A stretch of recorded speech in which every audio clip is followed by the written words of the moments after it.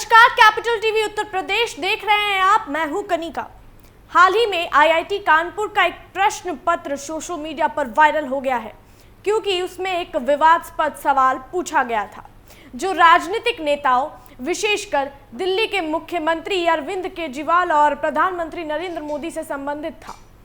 यह सवाल 11 फरवरी 2025 को इलेक्ट्रिकल इंजीनियरिंग विभाग की परीक्षा में पूछा गया था। सवाल में छात्रों से यह पूछा गया था कि वे एक ऐसा फिल्टर डिजाइन करें जो केवल प्रधानमंत्री मोदी के मन की बात कार्यक्रम के प्रसारण को पास कर सके, जबकि आसपास के अन्य एफएम रेडियो चैनलों की आवृत्तियों को कम कर सके। इस सवाल में राजनीतिक नेताओं का संदर्भ देने पर सोशल मीडिया पर इसे लेकर तीखी प्रतिक्रिया हुई है। लोग इसे शैक्षिक परीक्षा में राजनीतिक संदर्भ के इस्तेमाल को अनुचित मान रहे थे।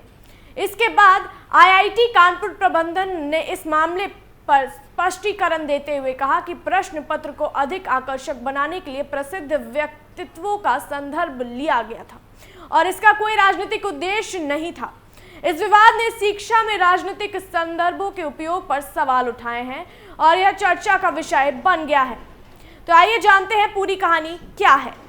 आईआईटी कानपुर में वायरल हुआ सवाल, केजरीवाल और पीएम मोदी को लेकर पूछा गया प्रश्न। आईआईटी कानपुर में एक ऐसा प्रश्न वायरल हो रहा है जिसे लेकर सोशल मीडिया पर बड़ी चर्चा हो रही है। यह प्रश्न 11 फरवरी 2025 को इलेक्ट्रिकल इंजीनियरिंग विभाग के छात्रों की परीक्षा में पूछा गया था। इस प्रश्न ने छात्रों को न केवल उलझन में डाला बल्कि पूरे शिक्षा जगत में हलचल मचा दी। इस प्रश्न में दिल्ली के मुख्यमंत्री रहे अरविंद केजरीवाल और प्रधानमंत्री नरेंद्र मोदी के बारे में राजनीतिक संदर्भ का उल्लेख किया गया था, जो छात्रों के लिए काफी विचलित करने वाला था। सवाल की कहानी। इस प्रश्न में अरविंद केजरीवाल से संबंधित एक परिकल्पना दी गई थी। इसमें कहा गया था कि दिल्ली चुनाव में हार के बाद अरविंद केजरीवाल प्रधानमंत्री नरेंद्र मोदी के मन की बात कार्यक्रम को विविध भारती एफएम चैनल 105.4 मेगाहर्ट्ज पर सुनने चाहते थे।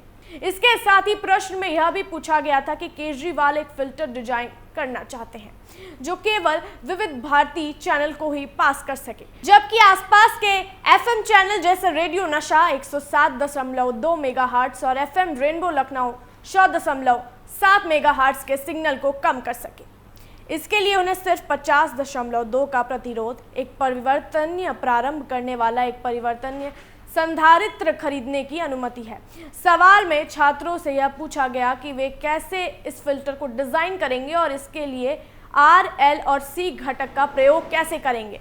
यह सवाल एक तकनीकी रूप से दिलचस्प था, लेकिन इसका राजनीतिक संदर्भ और नेताओं के नामों का उपयोग ने इसे सोशल मीडिया पर वायरल कर दिया। छात्रों ने इस सवाल को लेकर अपनी प्रतिक्रियाएं दी और इसे ट्रोल करने लगे। सोशल मीडिया पर वायरल होने वाला सवाल। इस सवाल के सोशल मीडिया पर वायरल होने के बाद यह सवाल कई लोगों के लिए मजाक का कारण बन गया। कुछ लोग इसे राजनीतिक रूप में पक्षपाती और अपमानजनक मानते हैं, जबकि कुछ अन्य इसे शिक्षण के उद्देश्य से लिया जाने वाला एक मजेदार दृष्टिकोण मानते हैं।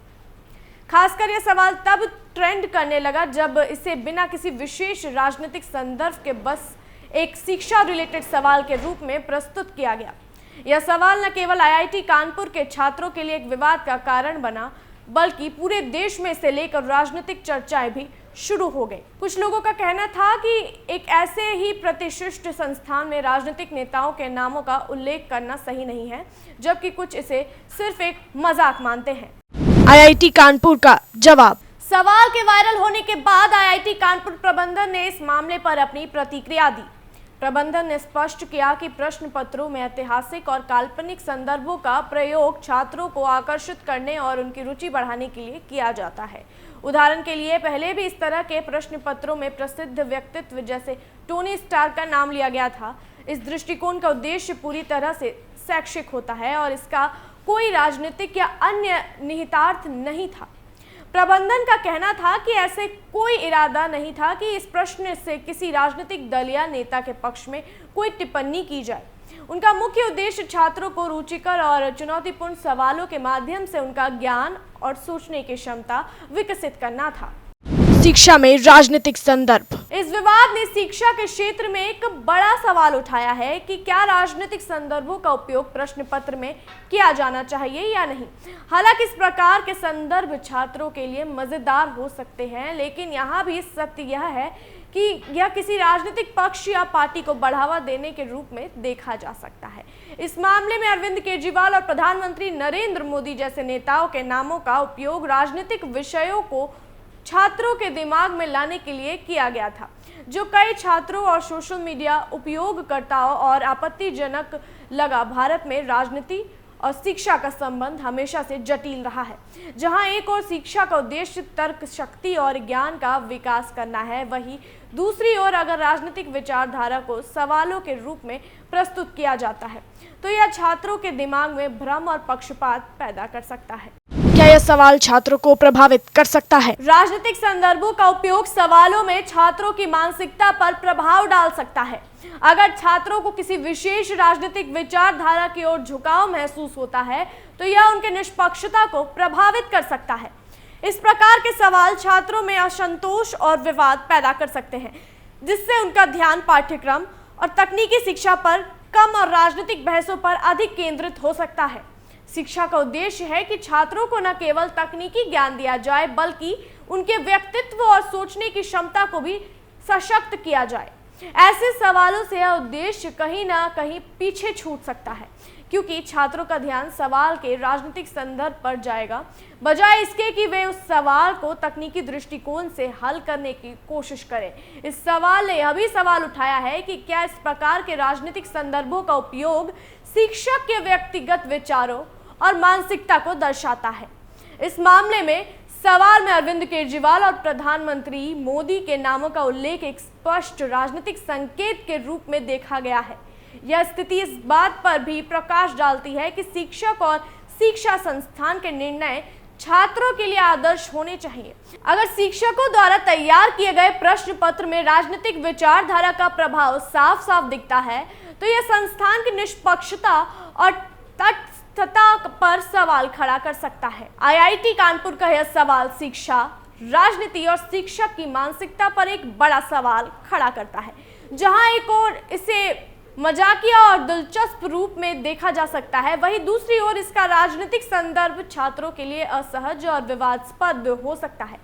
शिक्षकों को इस बात का ध्यान रखना चाहिए कि उनका उद्देश्य केवल छात्रों को ज्ञान देना है, न कि किसी विशेष राजनीतिक पक्ष को बढ़ावा देना। आईआईटी कानपुर प्रबंधन ने इस मामले पर जो स्पष्टीकरण दिया है वह महत्वपूर्ण है, क्योंकि यह शिक्षा संस्थानों को राजनीतिक दबाव से मुक्त रखने का संदेश देता है। हालांकि यह सवाल छात्रों और समाज में राजनीतिक विचारों के प्रति संवेदनशीलता और जागरूकता को बढ़ावा देने का एक अवसर भी प्रदान करता है, ताकि इस प्रकार के सवालों के निर्माण से पहले हर पहलू पर विचार किया जा सके। शिक्षा का उद्देश्य छात्रों को ज्ञान और तर्क शक्ति का विकास करना होता है, न कि उन्हें किसी राजनीतिक विचारधारा या पक्ष के प्रति पक्षपाती बनाना। आईआईटी कानपुर के प्रश्न पत्र में राजनीतिक संदर्भों का उपयोग, चाहे वह मजाकिया हो या विचारपूर्ण, इस बात को सामने लाता है कि शिक्षा संस्थानों को निष्पक्ष और तटस्थ रहना चाहिए। इस प्रकार के सवालों से छात्रों का ध्यान पाठ्यक्रम के महत्वपूर्ण पहलुओं से हटा सकता है और राजनीतिक चर्चाओं की ओर मोड़ सकता है, जो उनके शैक्षिक अनुभव को प्रभावित कर सकता है। हालांकि आईआईटी कानपुर ने इसे एक शैक्षिक दृष्टिकोण से तहत किया और इस तरह के संदर्भों का उपयोग छात्रों की रुचि और परीक्षा को आकर्षक बनाने के उद्देश्य से बताया। फिर भी यह सवाल शिक्षा की निष्पक्षता और तटस्थता पर सवाल उठाता है। ऐसे संदर्भों को ध्यान में रखते हुए शिक्षा संस्थानों को यह सुनिश्चित करना चाहिए कि उनके द्वारा तैयार किए गए प्रश्न पत्रों में किसी भी प्रकार के राजनीतिक या अन्य पक्षपाती संदर्भ का प्रभाव न पड़े, ताकि छात्रों को एक निष्पक्ष और सशक्त शैक्षिक माहौल मिल सके। इस विवाद ने यह स्पष्ट किया कि राजनीति और शिक्षा का मिश्रण कभी कभी छात्रों के लिए असहज हो सकता है। शिक्षा संस्थानों को यह सुनिश्चित करना चाहिए कि वे अपनी शैक्षिक जिम्मेदारियों को पूरा करते हुए छात्रों के विकास में कोई रुकावट न डालें और यह सुनिश्चित करें कि उनके द्वारा प्रस्तुत किए गए प्रश्न पत्र पूरी तरह से शैक्षिक उद्देश्य के तहत हो। ऐसे ही अन्य जानकारियों के लिए देखते रहिए कैपिटल टीवी उत्तर प्रदेश। अगर जानकारी पसंद आई हो तो वीडियो को लाइक और चैनल को सब्सक्राइब करना ना भूलें।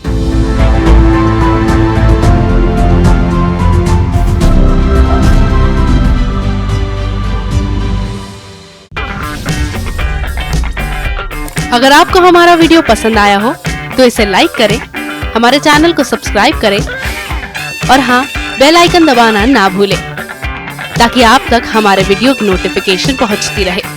आप अपना सुझाव हमें कमेंट बॉक्स में दे सकते हैं। हमारे साथ जुड़ने के लिए शुक्रिया।